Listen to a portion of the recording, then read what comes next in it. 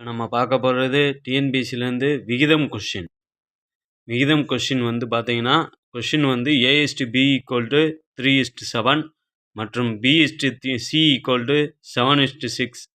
அப்போனா C/A என்னன்னு சொல்லி கேட்டிருக்காங்க. நம்ம இதில் பார்த்தாலே தெரிஞ்சிடும். A வந்து 3 C எவ்வளோ? C வந்து எவ்வளோ? 6. இப்போ நம்மளுக்கு கேட்டிருக்கிறது வந்து C/A தான் கேட்டிருக்காங்க. அப்போனா 6:3. இதை அடிக்கலாம்ல? அடிக்கலாம். அடித்தா என்ன வரும்? 1 3 3 2 3 6. அப்போனா C/A பார்த்தீங்கன்னா 2:1. இதான் ஆன்சர். எங்கே இருக்குது ஆன்சர்? டியில் இருக்குது.